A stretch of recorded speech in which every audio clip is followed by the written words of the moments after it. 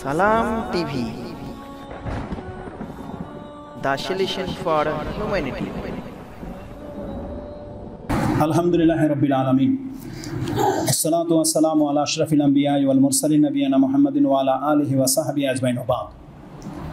আমি জানি যে এই বিষয় নিয়ে কথা বলেছি, আমাদের মাঝে এমন কোন বহুত মুসল্লি আছে যাদের এই বিষয়টা পছন্দ হয়নি, কারণ তারা চলমান বিষয়ে কিছু শুনতে চায়, নেটের বক্তব্যে অপেক্ষায় আছে আমরা কি বলি।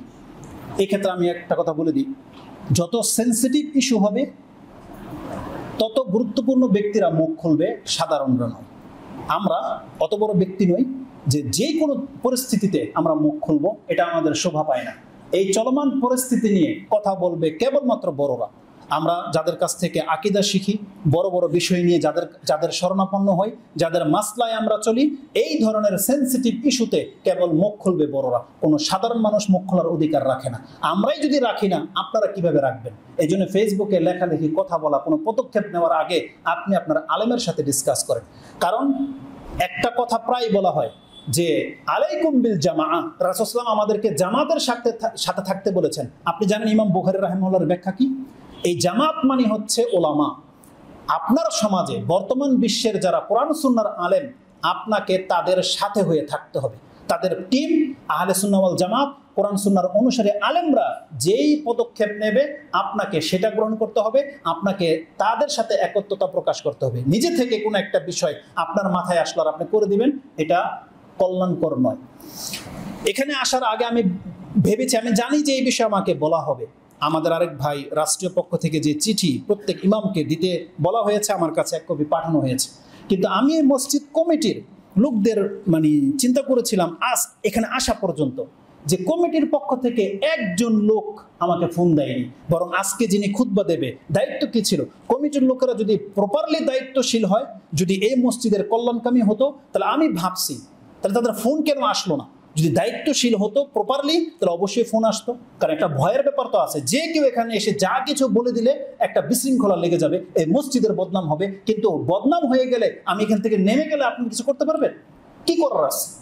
আপনাকে তখন বলা হবে একে বক্তব্য দিতে দিল কে বলেছে, এই সব বলা হবে। কিন্তু আগে থেকে আপনাকে প্রোটেক্ট নেওয়া উচিত ছিল যে কি বিষয়ে কথা বলবে, কি পরিস্থিতির উপরে নির্ভর করে, সেটা আগে থেকে জানা উচিত ছিল যে আপনি আজকে কি বিষয় নিয়ে কথা বলবেন। আমি ভাবলাম যেহেতু ফোন আসেনি, কেন হতে পারে? হয় তারা দায়িত্বশীল নয়, অথবা তারা আমাদের ইলম সম্পর্কে তাদের আস্থা আছে যে না, এই ব্যক্তি মিসগাইড করবে না। এই দুইটার একটা হতে পারে, এটা আমি ভেবেছি। আল্লাহু আলাম, জানি না কোনটা হয়েছে। তবে এখানে আসার পর আমাকে বলা হয়েছে যে ভাই আপনি কি বলবেন আজকে। তখন আমি বললাম যে আমার অবস্থানটা হচ্ছে এই, আমি এমন কোনো কথা বলবো না যেটা আমার জাতির জন্য অকল্যাণ বয়ে নিয়ে আসতে পারে। এই ক্ষেত্রে আমি তিনটা মূলনীতির কথা আপনাকে বলে দিই। কোরআন আমাদেরকে বলেছে কুনতুম খায়রা উম্মাহ উখরিজাত লিন-নাস তা'মুরুনা বিল মা'রুফি ওয়া তানহাউনা আনিল মুনকার ওয়া তু'মিনুনা বিল্লাহ। তোমরা হলো উত্তম জাতি, তোমাদেরকে জাতির কল্যাণের জন্য বের করে নিয়ে আসা হয়েছে। তোমরা মন্দ দেখলে নিষেধ করতেই হবে, ভালো কিছুর প্রতি তোমাদেরকে ডাকতেই হবে, এবং আল্লাহর প্রতি তোমাদেরকে ঈমান রাখতেই হবে। এটা প্রত্যেকটা কল্যাণকামী ব্যক্তিদের কাজ। রাসূলুল্লাহ সাল্লাল্লাহু আলাইহি সাল্লামের কাছে সাহাবী বলছেন, বায়আতু রাসূলুল্লাহ সাল্লাল্লাহু আলাইহি সাল্লাম আন আকিমিস সালাতা ওয়া আতাইতুজ যাকাত। আমি রাসূল সাল্লামের কাছে বায়াত হয়েছি এই জন্য যে আমি 5 ওয়াক্ত সালাত আদায় করব, যাকাত দেব, ওয়া লিনুসহি লিকুল্লিল মুসলিম, আমি প্রত্যেক মুসলিমের কল্যাণকামী হব। এই কথার উপরে আমি রাসূল সাল্লামের সাথে বায়াত গ্রহণ করেছি যে আমি ইসলাম গ্রহণ করতে চাই। রাসূল সাল্লাম বলছেন মুসলিম হইতে হলে মুসলিমদের কল্যাণের জন্য তোমাকে কাজ করতে হবে। বলছেন রাজি ইয়া রাসূলুল্লাহ। এটা ইমাম বুখারী কোট করেছে।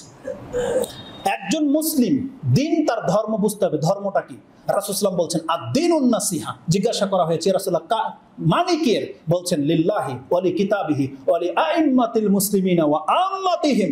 রাসূল সাল্লাল্লাহু বলছেন কল্যাণকামী হবে তুমি আল্লাহর জন্য, কল্যাণকামী হবে তুমি আল্লাহর কিতাবের জন্য, কল্যাণকামী হবে তোমার রাষ্ট্রের নাগরিকদের জন্য, কল্যাণকামী হবে তুমি রাষ্ট্রের নেতাদের জন্য।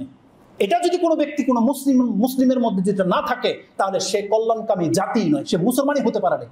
প্রত্যেকটা মুসলিম, ইসলাম, ওই হাদিসটাকে আমি স্মরণ করিয়ে দিই। একজন ব্যক্তি মারা যাওয়ার পর রাসূল কি বলেছেন যে এই ব্যক্তির কাছ থেকে মুস্তারিহুন আও মুস্তারাহুন মিনহু, এই ব্যক্তি নাজাত পেয়ে গেল অথবা তার কাছ থেকে নাজাত পেয়ে গেল, তাতে কি আছে? যদি সেই ব্যক্তি মুমিন মুসলিম হয়, সৎ ব্যক্তি হয়, তাহলে সে নাজাত পেয়ে গেল এই জমিনের অনিষ্ট থেকে। আর এই লোকটা যদি পাপী হয়, তাহলে এর কাছ থেকে নাজাত পেয়ে গেল আল্লাহর বান্দাগণ, শহরগণ এবং গাছপালা এবং পশু পাখিগুলো। উদ্দেশ্যটা কি এখানে? তার মানে রাসূল সাল্লাল্লাহু আলাইহি ওয়াসাল্লাম বলছেন যেই সমাজে মুসলিম বাস করে সেই সমাজে মানুষ তো দূরের কথা, পশু পাখি পর্যন্ত সেফ, পশু পাখি পর্যন্ত ভালো থাকবে, রাষ্ট্র ভালো থাকবে। যেখানে প্রকৃত অর্থে মুসলিমরা থাকে সেই রাষ্ট্রে কোনো অরাজকতা হতে পারে না, সেই রাষ্ট্রে কারো হক নষ্ট হতে পারে না যেখানে মুসলিমরা থাকবে। আমাদের প্রত্যেকটা মুসলিম, আমরা যেমন মুসলিমদের জন্য কল্যাণকামী তেমনি আমরা পশু পাখির জন্য কল্যাণকামী, আর কাফেররাও মানুষ, এটা আমাদের মাথায় আছে। কিন্তু জেনে নেন, যখনই আমি যদি এখন চলমান পরিস্থিতি নিয়ে কথা বলি যে যারা কোরআনকে অবমাননা করেছে, প্রথম ব্লেমটা আপনাদের উপরে যাবে। প্রথম আপনারা হচ্ছেন সেই ব্যক্তি যারা কোরআনকে ছুঁড়ে ফেলে দিয়েছেন, আপনারা অবমাননা করেছেন প্রথম কোরআনকে। আজকে যদি আপনারা কোরআনের অনুসারী হতেন, হিন্দু তো দূরের কথা, আর পৃথিবীর এমন কোনো মানুষের বাচ্চা নাই যে ইসলাম নিয়ে, ইসলাম ধর্ম নিয়ে, মুসলিমদের সংখ্যা যেখানে 90%, সেখানে ইসলামের আল্লাহর কালাম নিয়ে কোনো দুঃসাহস দেখাবে। এটা হয়েছে শুধু আপনাদের কারণে, যেটা আপনারা ধর্ম পালন করেন না। তো এই বেদিনের বাচ্চারা সাহস পেয়ে গেছে। আপনারা আপনাদের ধর্মে ফিরে আসেন, আপনারা প্রপারলি মুসলিম হন, এরা সব থেমে যাবে, এরা মুখ খুলতে পারবে না যদি আপনারা ধর্মে ফিরে আসেন। এজন্য আমাদের মেসেজ থাকবে, আপনার ইসলাম যেটা বলে আপনারা সেটা করেন, ইসলাম যেটা বলে এটা বলেন। আর সবচেয়ে বড় ব্যাপার হচ্ছে আল্লাহর কাছে দোয়া করেন, আল্লাহ যেন নির্বোধ নেতাদেরকে আমাদের কাছ থেকে সরিয়ে দিয়ে জ্ঞানী নেতাদের আমাদের নেতা বানান, যারা জানে না তাদের কল্যাণ কি জিনিস। আরে মুসলিম হয়ে যদি সেই রাষ্ট্রে ইসলাম তাদের কাছে সেফ না, তাহলে যদি অমুসলিম নেতা হয় তাহলে আমাদের অবস্থাটা কি হবে? কি হবে? আল্লাহর কাছে দোয়া করেন খাস ভাবে, আল্লাহ আমাদের মুসলিম নেতাদেরকে আপনি হেদায়েত করেন, আল্লাহ তাদেরকে বুঝ শক্তি দান করেন।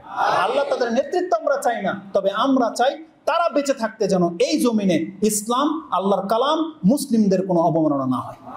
আল্লাহ আপনি আমাদেরকে সাহায্য সহযোগিতা করেন এবং আমাদের মধ্যে এমন বিচক্ষণ ব্যক্তিদেরকে আল্লাহ আপনি জন্ম দেন যারা এই জমিনে ইসলামকে প্রতিষ্ঠিত করবে এবং আপনি আমাদেরকে তাদের অনুসারী করার তৌফিক দান করেন ইয়া রাব্বাল আলামিন। আমি যদি আমার কথায় কোনো ভুল করে থাকি বা আমার কোনো মেসেজে ত্রুটি থেকে থাকে, আমি আমার জন্য এবং আপনাদের জন্য আল্লাহর কাছে আশ্রয় চাই। আল্লাহ আমি যেন আমাকে গুমরা না করি এবং আপনাদের জন্য গুমরাকারী না হই। আল্লাহ সুবহানাহু ওয়া তাআলা তুমি আমাদের হেদায়েত দান করো, আমিন ইয়া রাব্বাল আলামিন। সুবহানা রাব্বিকা রাব্বিল ইজ্জাতি আম্মা ইয়াসিফুন ওয়া সালামুন আলাল মুরসালিন ওয়ালহামদুলিল্লাহি রাব্বিল আলামিন। আসসালামু আলাইকুম ওয়া রাহমাতুল্লাহি ওয়া বারাকাতুহু।